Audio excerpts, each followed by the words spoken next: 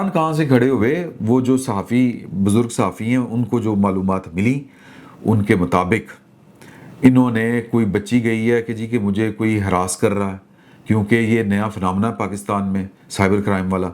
लोग ये टेलीफोनों के ज़रिए लोगों को तस्वीरें बन जाती हैं, ये हो जाता है वो हो जाता है, बड़ी बड़ी मॉडल्स, वो नाहल मलक, पता नहीं कौन कौन से नाम है आपके, कि जिनकी वीडियोस लीक हो गई थी। कहाँ गई थी वो, किनके पास दाद रसी के लिए गई थी? इन्हीं के पास गई थी ना, ये एनसीसीआई वालों के पास, कि जी के ये हमारे साथ जुल्म हो गया। आगे होता क्या था कि वो टांग पे टांग रख के तो गंदी नज़र से देखते थे, और उन अपने साथ भी उसी तरह के मामला चलाने की कोशिश करते थे, मजबूर करते थे। जिन्होंने मामला चला लिए उनके साथ कि यार मिसाल के तौर पे इतना तुम्हारा किरदार अच्छा, कहीं रहती नहीं तुम, यानी कि घटिया बात है, लेकिन इन्होंने किया, ये हुआ। तो मतलब ये कि फिर हमारे साथ भी, तो मेरा मतलब है कोई टाइम गुजारे ना, हमारे साथ दोस्ती करते, आपको कोई मसला है, इस तरह की गलीज़ हरकतें ये भी कम है।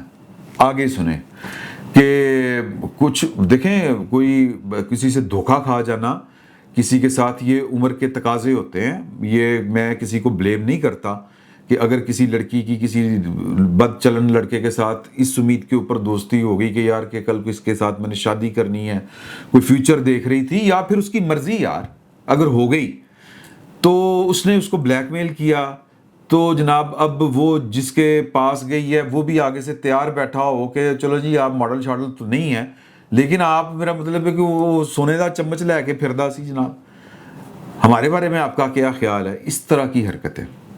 और फिर किसी मुजरम की इन्वेस्टिगेशन करने गए हैं। अब ये, अब आप ज़रा देखिएगा कि ये किस कदर खौफनाक काम है कि वहाँ पर इन्होंने रेप किए,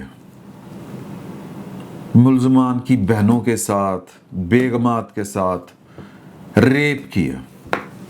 और ये वो सहाफ़ी बता रहा है बात, जो सहाफ़ी जिसका बहुत एहतराम है, जिसके बारे में आप तसव्वुर नहीं कर सकते कि वो कोई कोई इस तरह की जो है इंफॉर्मेशन, या कोई इस तरह की बगैर तस्दीक शुदा कोई इंफॉर्मेशन दे सकता। ये इल्ज़ामात हैं इन लोगों के ऊपर। 70 के करीब लोग हैं इस वक्त पाकिस्तान के एक हसास इदारे की तहवील में है, वो इन्वेस्टिगेशन कर रहे हैं और इनसे इस्तीफ़े लिए जाएंगे, कुछ को जबरी रिटायर्ड किया जाएगा, कुछ के ख़िलाफ़ मुकदमात चलेंगे, ये सब कुछ होगा।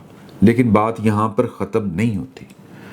बात यह है कि जब आप किसी को अंधा इख्तियार देंगे और अपनी मर्ज़ी का काम करवाएंगे, तो फिर उसको ये होता है कि यार कि मैं उनके कहने के पूर्व तो ये भी तो काम गलत कर रहा हूँ, तो 2-4 करोड़ रुपए की दिहाड़ी मैं क्यों नहीं लगा सकता।